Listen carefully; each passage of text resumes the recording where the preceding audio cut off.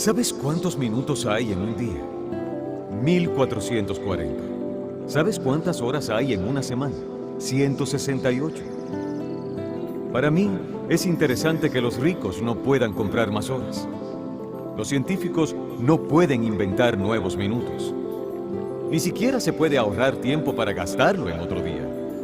Tienes un poco de tiempo hoy y dices, bueno, me gustaría ahorrarlo para mañana. No puedes hacerlo. ¿Enumeras tus días? ¿Te das cuenta lo importante que es cada día?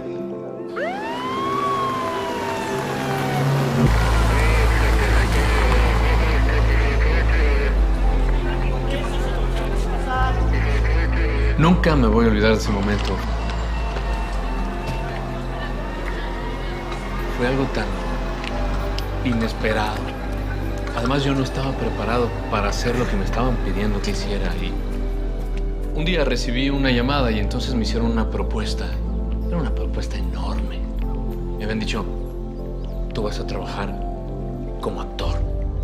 La verdad era como un sueño. Los productores estaban tomando un riesgo bien grande conmigo. No solo el canal era nuevo, era una novela nueva, pero también era un actor nuevo. Yo no había actuado y ellos estaban apostando todo en mí. Yo estaba en el momento preciso donde tenías que escoger o era todo o era nada. Y yo sabía que podría cambiar todo para mí.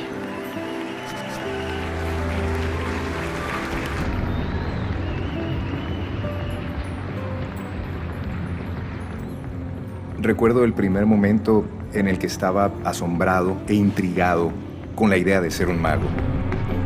Fue el momento en que supe que en realidad podría ser bueno en esto. Es la cosa más divertida del mundo para mí.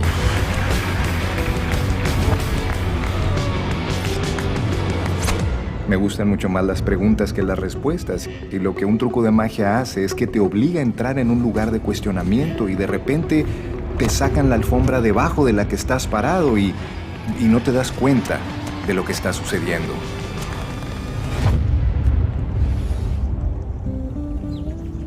Fue a los 9 años que por primera vez me escuché en un altoparlante. Fue algo un poco raro porque no estaba acostumbrada a escucharme tan ampliamente, pero le agarré como el gusto.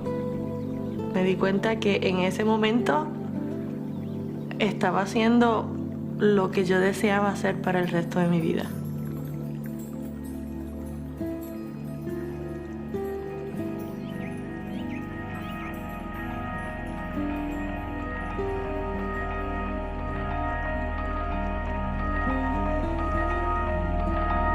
Como mago, eres muy escéptico y te das cuenta de que la mayor parte de lo que está sucediendo detrás de las escenas es de mentira o falso.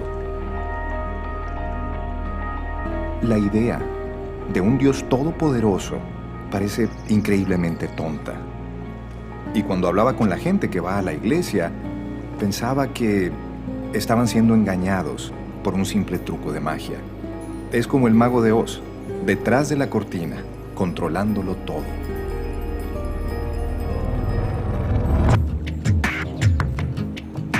De adulto, entendí cómo hacer que la gente crea que algo era real, cuando en realidad no lo era. Soy un maestro de la falsedad, soy un charlatán por oficio.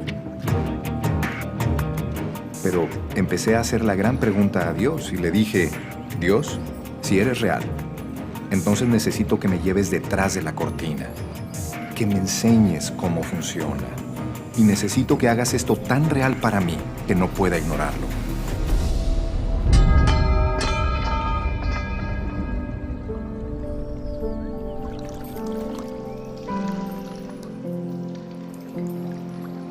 Nunca olvidaré el día en que un hombre entró en mi habitación y me dijo, señor Monroe, no sé cómo decirle esto, pero usted tiene cáncer.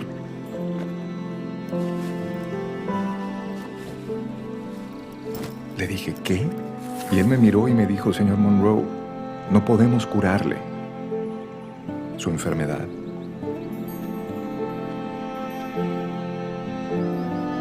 Mi esposa y yo estábamos en muy malas condiciones. Dios, ¿dónde estás? Supongo que no eres tan grandioso. Solo llevábamos 5 años de casados. Teníamos una niña de 3 años y un niño de 2. Y necesitaba más tiempo con mi familia. Necesitaba más tiempo.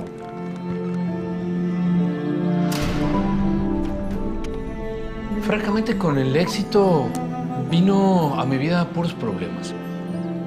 Con la fama, lo que empecé a encontrar fue cómo cubrir todas aquellas cosas que eran deficiencias y huecos en mi vida y tratar de funcionar mejor en esa disfuncional manera de vivir. La fama empezó a alterar mi humildad, mi sencillez, y empezó a darme la fama cierto poder y control que yo creía que tenía todo aquí, y que si yo hacía pum, quiero eso, lo podía conseguir, porque de la noche a la mañana, de no tener nada, empecé a tener todo. Me trajeron para hacer una novela donde había unos hermanos gemelos, y uno de ellos estaba en un estado amnésico, y la doctora que le habían puesto a este hermano, que era la psiquiatra, era Mara. Así la conocí en un set, y después empezamos a enamorarnos y terminamos casados y compartiendo la misma familia. Eso era como el sueño para mí. Y cuando tuve todo eso, me di cuenta que no estaba contento. Me identifiqué en algunos momentos con la fama, con las posesiones, de tal manera que empezaba a ser el dinero mi Dios. Todo lo que pasaba detrás de mi vida que la gente no veía era fuerte. Pues pasaba 7, 8 meses fuera de mi casa, haciendo todo tipo de escenas, y eso empieza a afectar a la familia. Yo empecé a ser muy neurótico en mi casa. Empecé a tener poca paciencia con Mara, poca paciencia con mis hijos. Ya no quería volver a mi casa, y ellos ya no estarían cómodos, supongo, tampoco en estar aquí. Ese era el sueño de poder tener una esposa, una familia, una casa grande, un coche bonito. Y cuando tuve todo eso, me di cuenta que no estaba contento. Estaba odiando lo que debía amar y estaba amando lo que tenía que odiar. Hubo varios momentos en mi vida que me encontré sin sentido, en realidad, sin deseo de vivir. Nunca nadie me dijo que en esa carrera del éxito, cuando llegabas a la cima, no había nada. Por fuera te ves muy bien, pero por dentro estás en búsqueda de algo que todavía no has encontrado. Tiene que haber algo más en la vida. Hay mucho en mí de mi papá. Primeros recuerdos de él vienen como desde cuando tenía 2 años de edad. Incluso mucha de mi parte artística viene de él. Teníamos una familia feliz, pero al poco tiempo de yo haber nacido, mi papá comenzó a ser un alcohólico. Y cuando yo tenía 6 años y medio de edad, mi papá murió de cirrosis del hígado. Tener 6 años y medio y sufrir la muerte de mi papá fue tal vez una de las cosas más difíciles que tuve que vivir. Y aún más difícil fue cuando mi mamá volvió a encontrar el amor después del fallecimiento de mi papá. Y luego ajustarme a una nueva familia, comencé a ser definida dentro de mi corazón como huérfana, que iba guiada por el viento a donde la llevara. Ahí fue donde la música realmente jugó un papel muy importante. Se convirtió en mi refugio, en mi escape. Recuerdo que llegó un momento dado en donde me enamoré. Me enamoré de un joven que al tiempo rompió mi corazón. Y cuando vino esa ruptura de corazón, comenzaron a aflorar todos los sentimientos de orfandad, todos los sentimientos de pérdida. Y comencé a pensar si tan solo Dios hubiera intervenido y hubiera evitado la muerte de mi papá,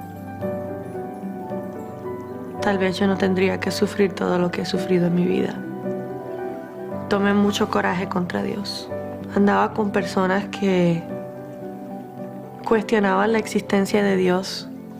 Gente que tenían vicios que comenzaron a hacerme entrar en el vicio del alcohol. Lo que yo había jurado que nunca iba a hacer, eso estaba haciendo. La muerte se había convertido en parte de mi pensamiento diario. Millones de personas están pidiendo auxilio. ¿Qué puedo hacer para ser salvado de las presiones de la vida? Las presiones son tan grandes. Contamos con una gran tecnología que nos ahorra tiempo, pero tenemos menos tiempo que nunca. Las tensiones en el hogar, problemas en el trabajo, problemas de salud, pagar las cuentas. Queremos gritarle a la vida, queremos escapar de la vida. Adlai Stevenson una vez dijo, no son los días de tu vida,